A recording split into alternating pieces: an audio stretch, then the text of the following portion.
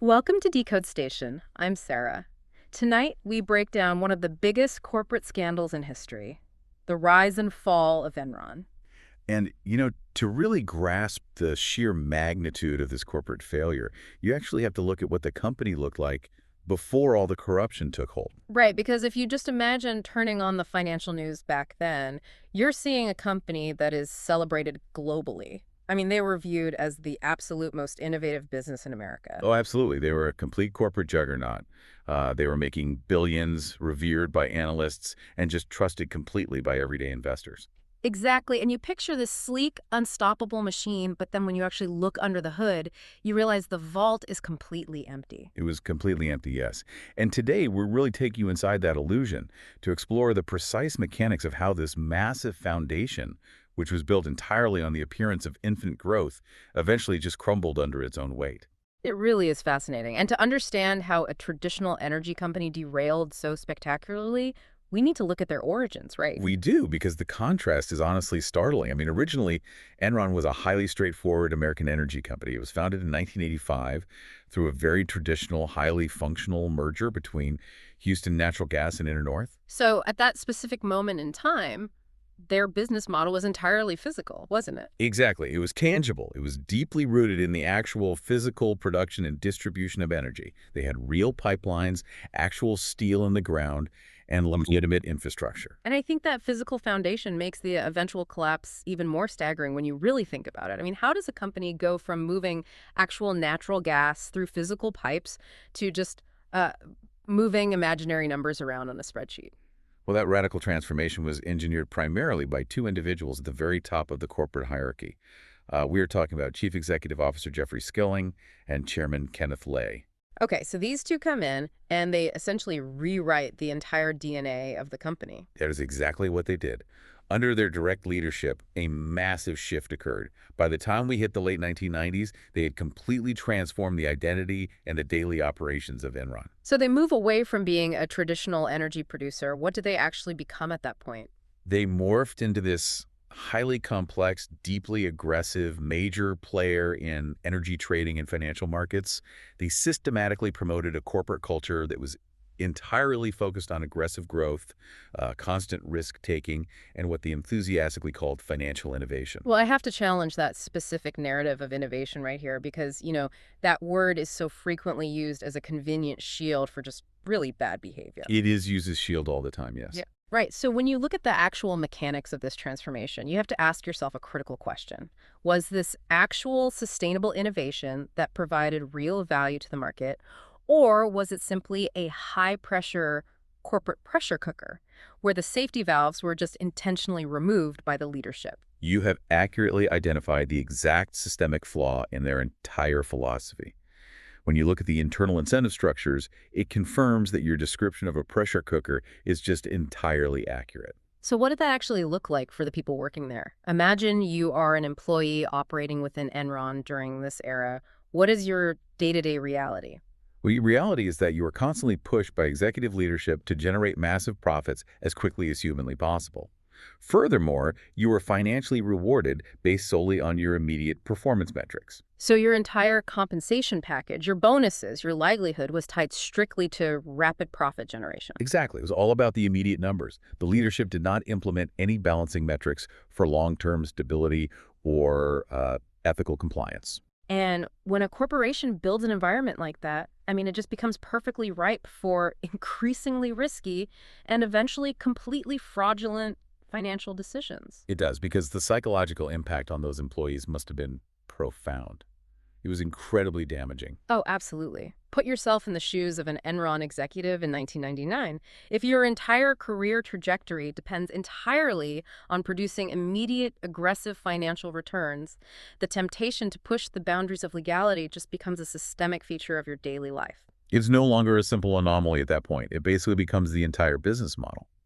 And, that high-pressure culture fundamentally mandated the creation of an entirely new way of doing business. Because they had to keep feeding the beast, right? Oh, To sustain that dazzling illusion of infinite growth that the leadership demanded. precisely. They had to fundamentally shift how they operated and, more importantly, how they reported their money to the public. Yeah. Instead of simply producing and selling physical energy, Enron began acting purely as a middleman in these vast energy trading markets. And this is the exact pivot point where the business operations become incredibly difficult for the average investor to track. They moved away from providing a tangible product and started providing this highly abstract, intangible service. That is a critical point. The company rapidly expanded its trading operations far beyond basic energy. They began trading electricity and natural gas on massive scales, but then they eventually even attempted to trade broadband capacity as if it were a standard physical commodity. Like broadband capacity, like internet bandwidth. Think about the absurdity of that concept for a moment. You cannot put gigabytes in a physical warehouse. You absolutely cannot. But Enron aggressively presented itself to the financial world as this visionary wizard capable of creating lucrative markets out of thin air. They were operating in spaces where no such market had ever previously existed. I mean, the sheer complexity of that trading model seems intentionally designed to confuse everyone outside of the building. By presenting themselves as market creators operating on a completely unprecedented genius level, they ensured that their operations became functionally impossible for outside analysts to actually understand. They effectively insulated themselves from scrutiny. Because if you are an investor and you cannot understand how a company actually makes its money, you cannot accurately assess its true value. Right, and that intentional complexity required a very specific accounting maneuver to sustain the appearance of massive profitability, didn't it? It did. And this brings us to the fundamental mechanism of the entire fraud. We have to examine something called mark-to-market accounting. And this accounting method is perhaps the most crucial element for you to understand in this entire deep dive. How does a company report billions in revenue when they are not actually collecting the cash? Well, to understand why this was so destructive, you first need to understand traditional accounting. Under standard rules, a company records revenue when a product or service is actually delivered and the cash is physically received. Which just makes logical sense. You don't count the money until you actually have the money. Exactly. But mark-to-market accounting fundamentally altered that timeline for Enron. This mechanism allowed them to record projected future profits as current, realized income on their official financial statements. Okay, hold on. Let me make sure the sheer audacity of this is entirely clear for you. So if they sign a 10-year contract to deliver electricity, they can just assume everything goes perfectly for a decade, calculate what they think they will make, and claim all 10 years of that profit on today's balance sheet. That is exactly what they did. The moment they signed that long-term contract, the accounting rules they utilized permitted them to immediately recognize the total expected future profits of that entire contract. They booked this revenue on day one. And they did this regardless of whether a single dollar had actually been collected or if any actual service had been rendered to the client. Completely, regardless of reality. They had not delivered anything yet. That sounds exactly like buying a lottery ticket, deciding you hold the winning numbers, and immediately declaring the jackpot as your current spendable income based purely on your own internal assumptions. Your lottery analogy perfectly captures the absurdity of their financial reporting. It really does. Now, mark-to-market accounting was technically legal under certain specific regulatory frameworks at the time, but it relied almost entirely on internal assumptions. And those assumptions are highly subjective estimates of future market conditions, right? Highly subjective. Yeah. Because the company could essentially dictate the estimated future value of their own long-term contracts, relying so heavily on these subjective estimates, made massive financial manipulation just incredibly easy to execute. So whenever they needed to show higher earnings to please Wall Street, they simply adjusted their internal projections to create more phantom profit. That is exactly the lever they pulled. They just changed the math on their projections to meet whatever target they needed to hit that quarter. But, I mean, there is a glaring, unavoidable physical problem here. If a company is constantly recording massive amounts of projected future revenue as current income, eventually reality has to catch up. Projected profits do not pay real corporate bills. They certainly do not. Yeah, You cannot pay your employees or fund your trading floor with imaginary future money. exactly. So this aggressive accounting method must have forced Enron to accumulate massive amounts of actual physical debt just to fund its daily operations. That would create a massive discrepancy between their dazzling public financial statements and their grim internal reality. You are highlighting the exact structural contradiction that eventually destroyed the company. Because those projected profits could not fund real-world operations, Enron started accumulating staggering levels of actual debt. They were borrowing heavily, literally just to keep the lights on. But if investors saw that real debt, the stock price would collapse entirely. So they desperately needed a mechanism to hide this massive growing debt from public scrutiny. Yes, and this desperate requirement led to the creation of special purpose entities, which are frequently referred to in the financial world as SPEs. And this is where the financial engineering crosses the definitive line from just aggressive accounting into intentional structural deception. You need to understand how a massive corporation can legally create an entirely separate entity for the express purpose of hiding its own toxic financial liabilities. It is a wild concept. A special purpose entity is a distinct legal structure. Enron created these specific entities essentially to serve as hidden dumping grounds for their toxic assets and their massive loans. So how did these entities actually function in relation to Enron itself? Well, the crucial element here is that these SPEs were technically legally separate from Enron on official paper. Because they were legally independent, their massive financial liabilities did not have to be consolidated onto Enron's primary public balance sheet. But were they actually independent, or was that just a smokescreen? It was entirely a smokescreen. Yeah. Despite being technically separate on paper to satisfy external auditors, these entities were actually completely controlled by Enron executives behind the scenes. So the deception is built directly into the very architecture of the entities. They were separate just enough to satisfy a superficial check-the-box audit, but they were fundamentally tethered to the parent corporation's internal leadership. Precisely. They created a secret box where they could shove all their failures, and the regulators simply did not look inside the box. Enron systematically transferred its massive debt and its severely underperforming assets directly into these SPEs. And by moving those liabilities completely off the main books, Enron's official public financial statements appeared incredibly robust. They looked highly profitable and fundamentally strong to anyone looking from the outside. It was a complex shell game that completely masked the catastrophic financial decay occurring just beneath the surface. And, we really need to understand the human element driving this specific structural deception. Right, because these complex offshore entities did not just spontaneously create themselves out of thin air. They were meticulously designed, actively managed, and utilized by executive leadership who knew exactly what they were doing. They knew exactly what they were doing. The primary architect of this labyrinthine financial structure was Andrew Fastow, who was Enron's chief financial officer. The CFO himself was building the dumping grounds. He was. Fastow played the central, defining role in designing the entire network of these SPE structures. And furthermore, he was intimately involved in directly managing some of these specific offshore entities. Wait, while simultaneously maintaining his executive employment and duties at Enron. Yes, exactly. He was sitting on both sides of the table. The sheer audacity of that arrangement is genuinely difficult to process. You have the chief financial officer of a publicly traded company personally managing the very offshore entities designed to hide the parent company's debt, all while still drawing his executive salary. It is a structural conflict of interest of the highest possible magnitude. And it gets worse, because Fastow actually personally benefited financially from these deceptive structures. So he was profiting directly from the very mechanisms he built to deceive the public markets. He absolutely was making millions off of them. That severe conflict of interest demonstrates the absolute, total collapse of ethical oversight within the corporation.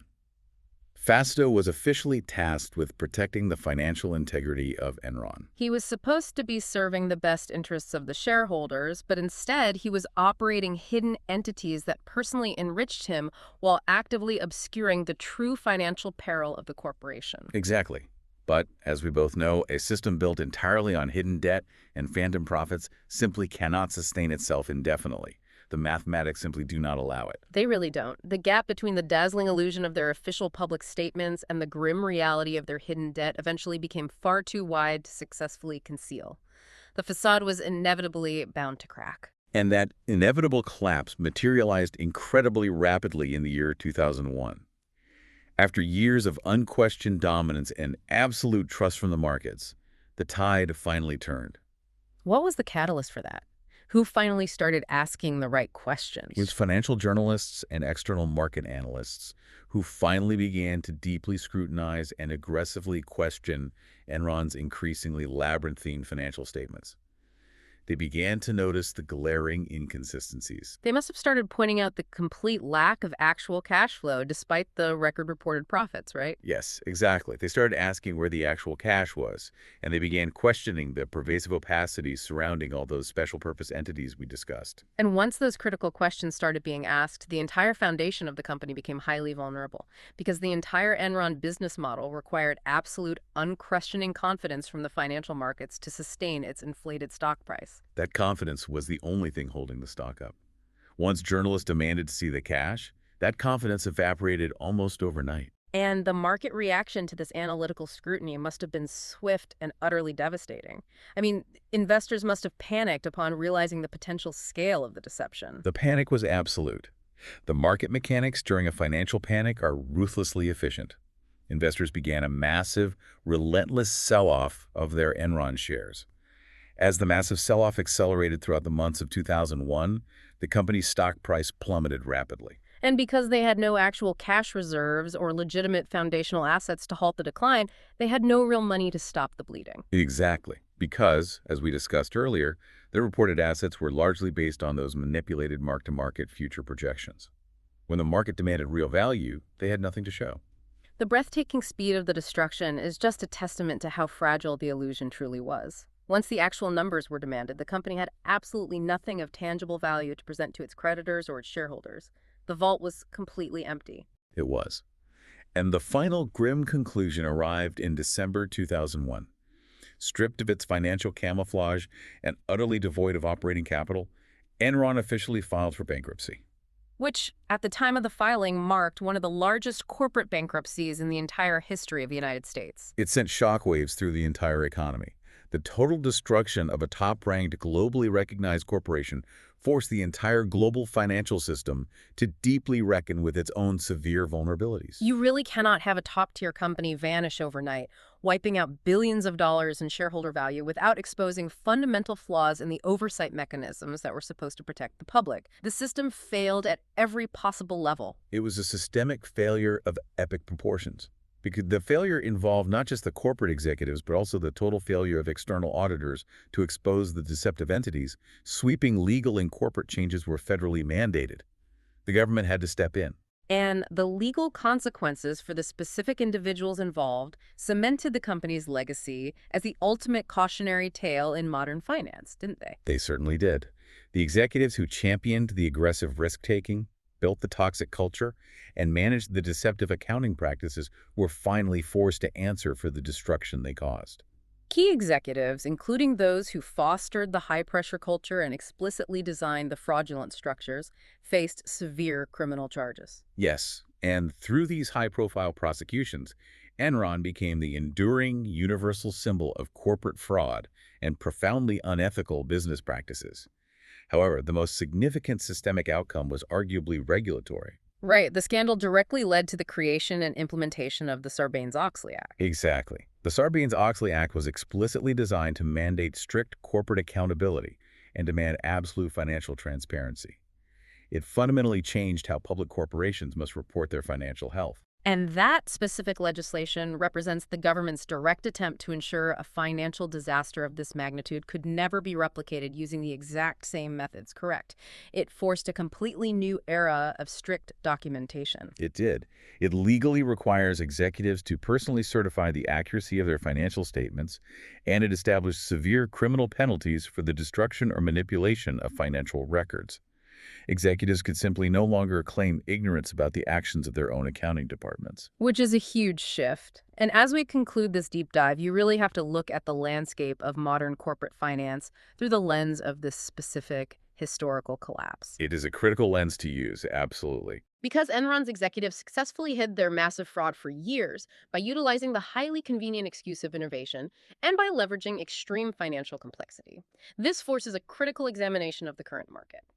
When you look at today's highly complex corporate financial structures, the algorithmic trading models, and the increasingly opaque digital assets moving through the global economy, you have to wonder, are modern companies still using extreme complexity as a convenient shield to hide the fundamental truth from you? Stay curious, stay skeptical. See you in the next episode.